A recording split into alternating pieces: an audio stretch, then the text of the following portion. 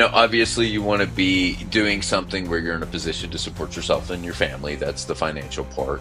I think for me, I live in a place, I love outdoor activities, so I obviously want to have time to do what I enjoy doing. But I think overall, like to me, it's doing something you're interested in. Imagine leaving $1 billion Wall Street legal career to help everyday business owners sell their companies the smart way. Well, that's exactly what today's guest did. Welcome back to the Root of All Success. I am the real Jason Duncan. This is episode number 318, and today I'm joined by Scott Weavil, a former Wall Street M&A attorney who now helps founders in the lower middle market exit their businesses and get investment. And he does it with clarity, confidence, and cash. He's the founder of Sierra Pacific Partners. It's a boutique investment bank that acts like, if you think about like a real estate agent, but for selling businesses, not buildings. So this is going to be an eye-opening episode for any founder thinking about selling, about exiting, or just making their business worth more. And if you are a fan of anything The Real Jason Duncan, you will know that this is what I do. This is the Exeter Club methodology. We exit without exiting. We help people exit. So I've got another exit guy that I'm going to be talking about today. So let's dig in to Scott. Scott Weavil, thanks for being on the show, man. Yeah, Jason, thanks so much for having me. I love talking about buying and selling businesses, obviously, and sort of the processes that also lead up to that. So glad to be here. Well, Scott, you once negotiated a multi-billion, well, not a, but many multi-billion dollar deals on Wall Street. So what on earth made you walk away from all that to work with small business owners? Well, first, I want to be honest, Jason. I was supporting those teams. I don't know if I would characterize myself as the lead, the lead on those transactions, but for sure, I was involved. But I think I think it's great in any profession to see sort of a glimpse in how the best in the world do things. And I think that's a great foundation to learn from.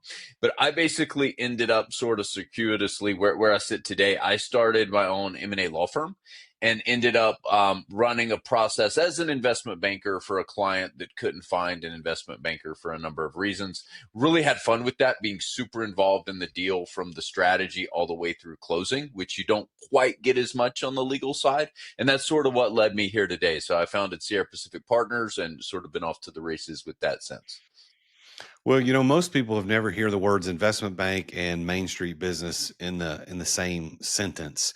So what gap in the market did you see that led you to start Sierra Pacific Partners?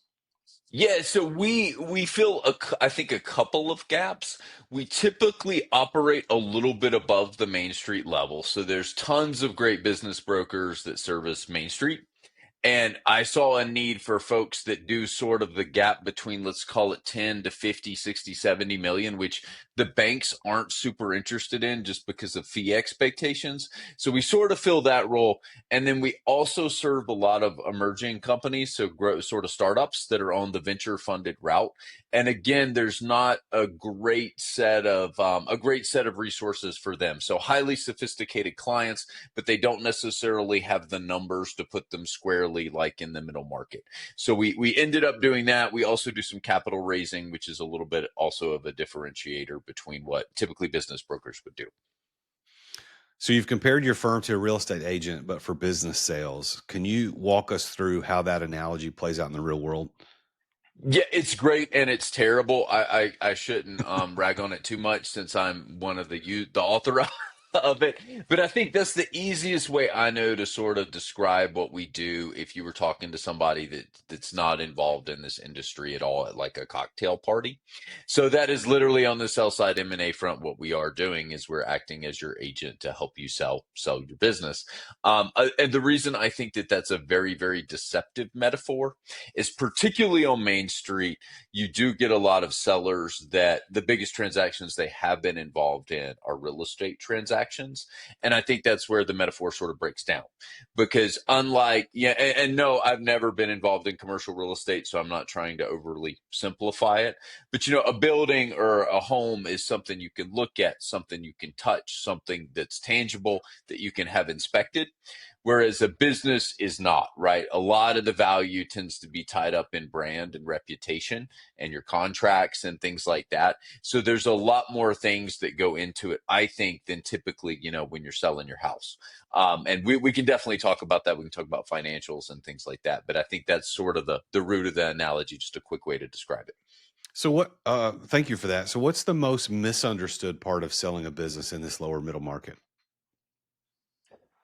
Um, I think, I think most of the issues go back to owner familiarity. And what I mean by that is the owner perceives their business as not very risky because they've been running it for a long time. They know how it works. They know where the little corners are, where there are risks. They know when cash flow may be light and things like that. Most likely, if your buyer is coming out of the industry in particular, but they haven't been in your business, all those things that you as an owner don't perceive as risky, the buyer thinks could be extremely risky. In other words, the buyer doesn't know what they don't know. And that creates a giant gap that you need to do everything as you can as an owner to close. So is there a time you had to walk away from a deal even though it looked like a win on paper?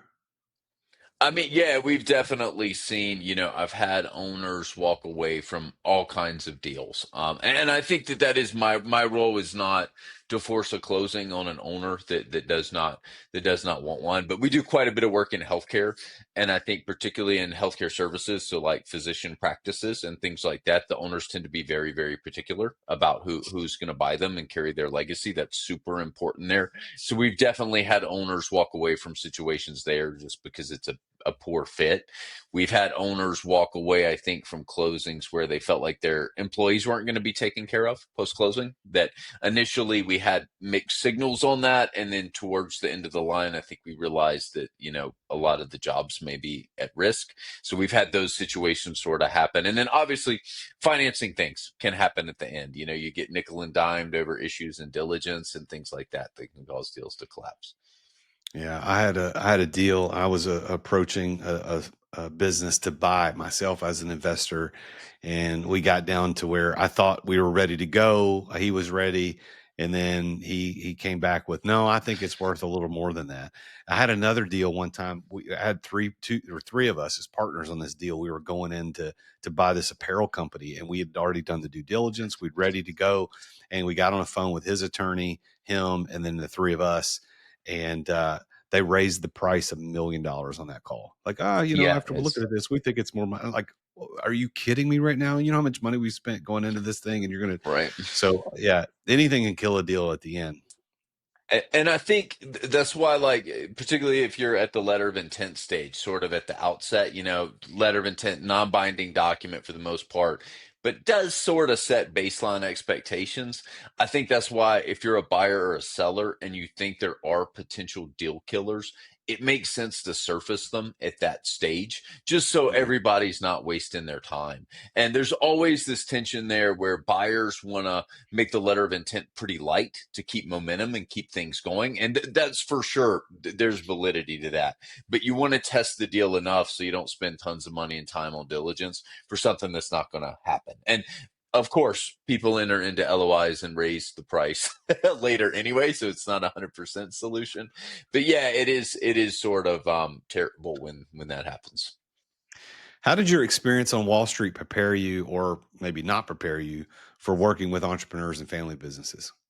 Yeah, that's actually a great question. I think it's a totally different environment, right? Like if you're looking at Wall Street deals, a substantial portion of the diligence answers are, yeah, that's in our SEC filings. Like you'll see things literally in the acquisition documents that say, hey, we're disclosing stuff except what's in our SEC filings. I mean, you got GAAP audited financials, right? You've got ideally very, very good diligence information.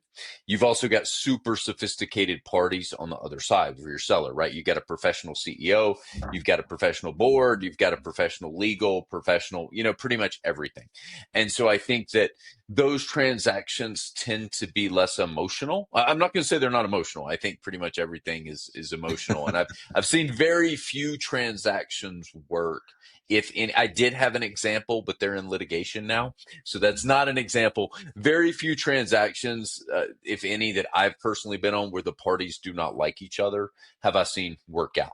And I think that's also generally the case in public company transactions. But I think for me, the difference has been shifting down to understand how much important personalities are and motivations beyond financial motivations are, as we move down market. And obviously financials and diligence, that's something that needs to be dialed down and tackled too in a different way. But I really think it's that sort of personal touch down market. Well, Scott, you've built a boutique firm with national reach. So how did you earn the trust and authority in such a high stakes space without the name of a giant firm behind you? Yeah, I mean, I think we've tried to do really good work. Like I said, our goal, yes, like most folks in our position, we do get paid basically based on closing. I see that as mostly a positive thing that our interests are aligned. But like I said, my goal is not, for us to get to closings that don't serve our owner, even if that means me losing my fee. And so I'm definitely, try to be very honest about that. I think one thing too is we really, really push our owners to be candid with the buyers, because just like you said, I mean, within reason, right? Clearly their strategy, clearly we want to present things to the degree that it makes sense in a positive light, but we're just not trying to waste time, because we absolutely, what they do happen, but we're trying to avoid those 11th hour issues where, somebody retrades based on, frankly, something that was known months before, because it doesn't serve anybody. But I think that's really the heart of our approach, is being candid and sort of pushing our clients to be as forthright as they can be too, again, within the realm of reason.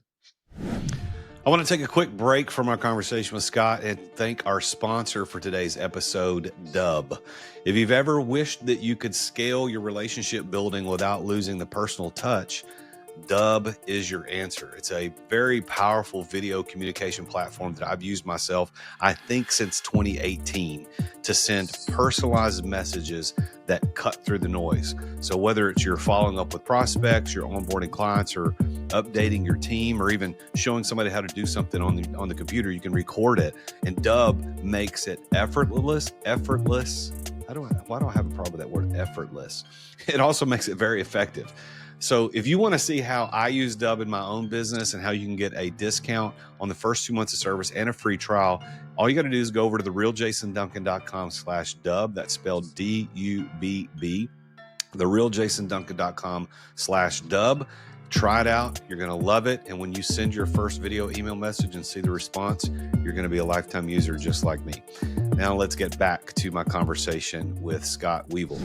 I'm going to talk about the fact that you've climbed Denali and other summits, of course. So you've climbed Denali unguided, one of the most dangerous mountains in the world. What did that teach you about calculated risk, both in life and in business?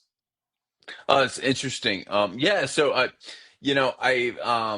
I live in the mountains. I live in a ski town, right? So I enjoy outdoor sports. I like winter activities. Less since Denali. I don't really love being cold anymore.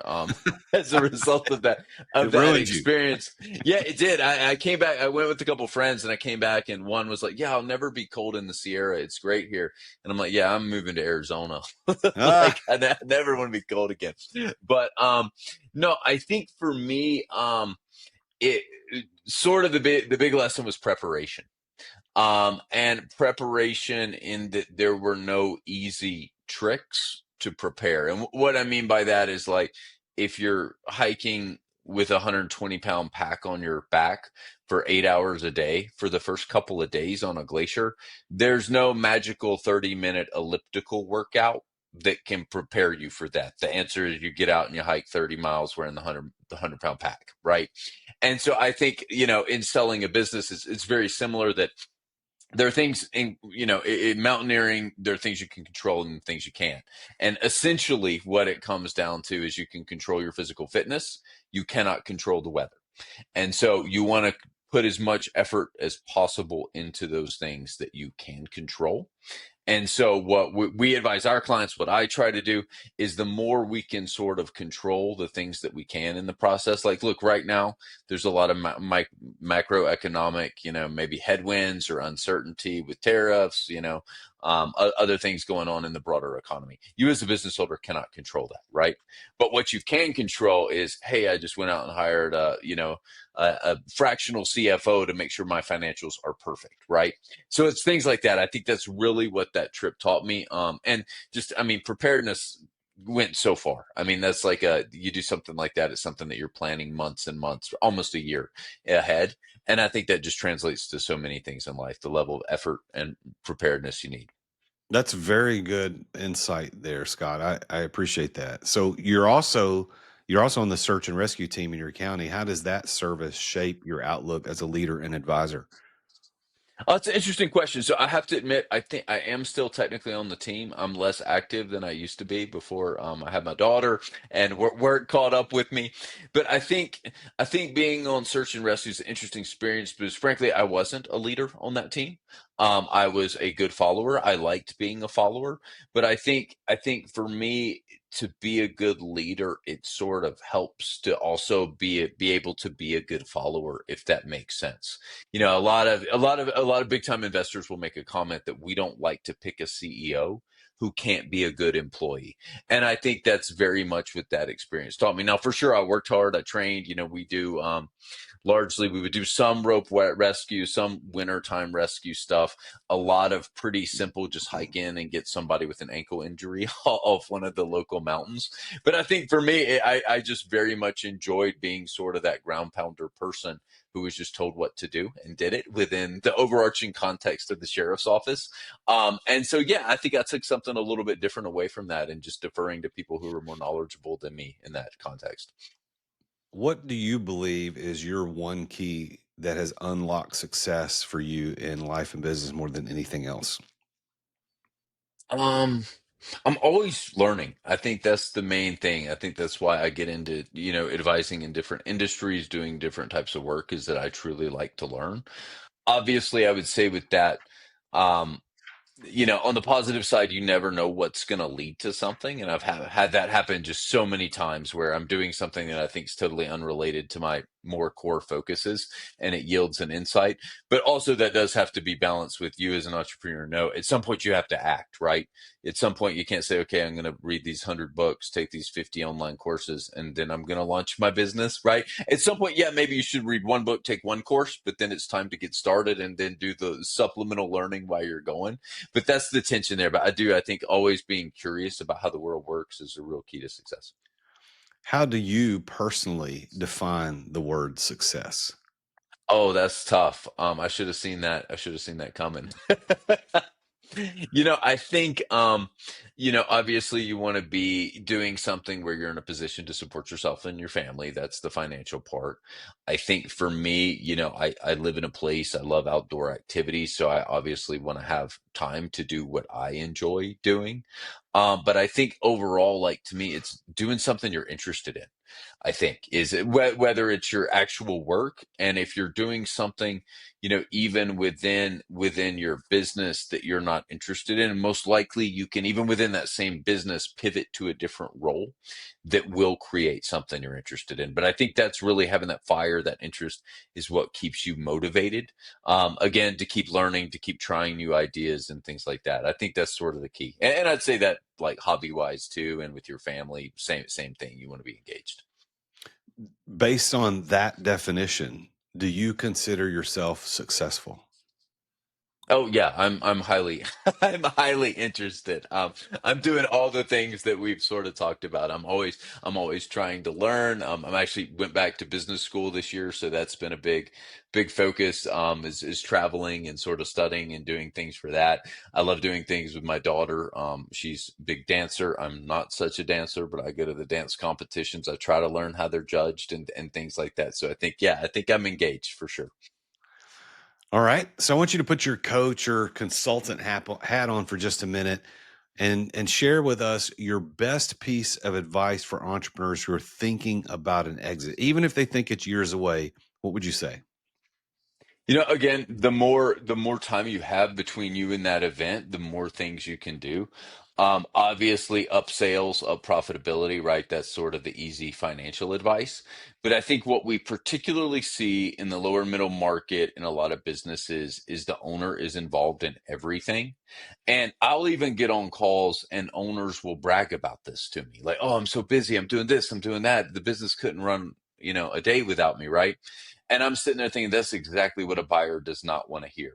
That first of all, they're buying this potential job that's terrible and stressful on a day-to-day basis.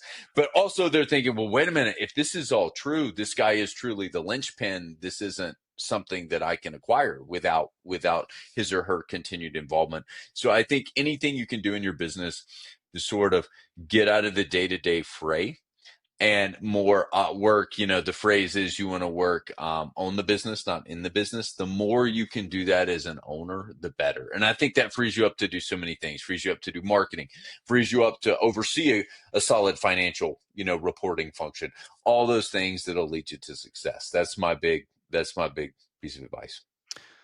All right. So as we get ready to wind up our conversation, I've got some rapid fire questions I want to shoot at you. Are you ready? I'm ready. All right. Book that changed the way that you think about business. Honestly, I really like Meditations by Marcus Aurelius. I think it's good. I think it's a good business book to not take things personally. If even the emperor's having struggles, you're going to too. Oh, that's awesome. That's the first time that book has been mentioned. Okay, Thank you. I'm surprised. All right. That is really, really good. All right. And then what's the most surprising thing a founder said to you during a deal negotiation? Oh man, that's very tough. I'm trying to think. The craziest thing I've ever done is I've put founders' children under NDAs. That's been interesting. So I'll cite that one as like the paranoid founder surprise. Hey, send an NDA over to my kid. Oh, that's funny. All right. So last one, Lake Tahoe, Wall Street, or Denali. Where are you most in your element? Oh, for sure. I like being here in Tahoe. I like it. It's good. Definitely not Denali's real cold, so that's not where I want to live. Wall Street's too fast place, but I love it here in Tahoe. We got the outdoors. I can still work. I can get to San Francisco in a few hours. It's perfect.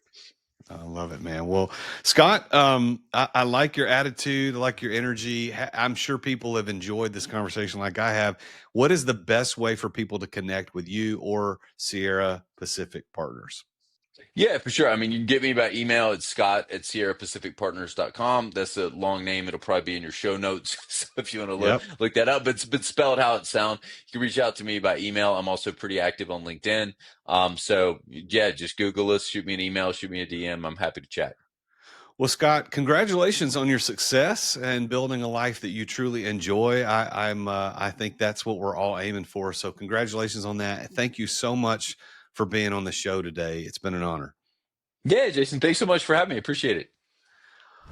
All right, you know what time it is. It's time for another edition of JD's Public Service Rants. This is the part of the show where I call out the little things that shouldn't have to be said, but clearly they do. So if you're guilty of this one, well, consider yourself officially put on notice.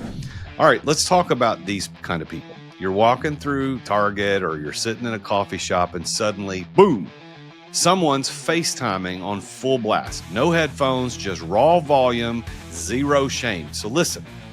Nobody around here needs to hear your call, see your screen, or meet your Aunt Cheryl.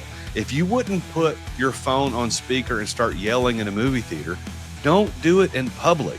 Get earbuds or wait until you're alone.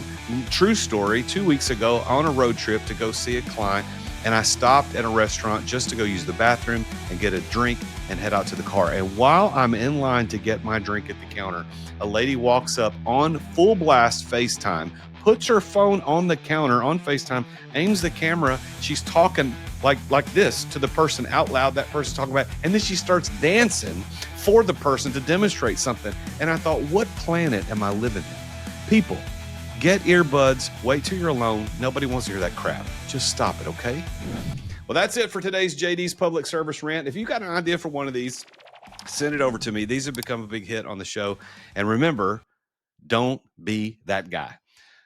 Well, there you have it. That's another episode of The Root of All Success. I appreciate, again, Scott Weavil for being my guest on the show and sharing his story, his perspective of what success is.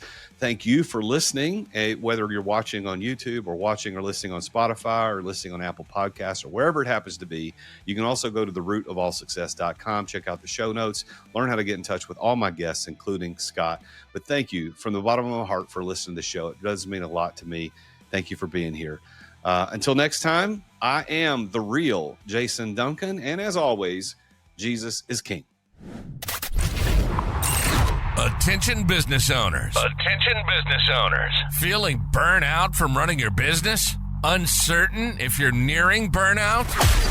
Take our free 10-question business burnout test at businessburnouttest.com to discover where you stand. With just 10 quick questions, you'll learn how to immediately begin making changes to regain freedom and success. Cut your daily operations time in half. Improve your quality of life and prepare your business for your future exit without losing revenue or profit. Visit businessburnouttest.com now and take the test. Thank you for listening to another edition of The Root of All Success with the real Jason Duncan. If you've enjoyed this week's episode, visit therootofallsuccess.com to access the show notes and other helpful resources. Follow Jason on social media at The Real Jason Duncan. See you again next time here on The Root of All Success.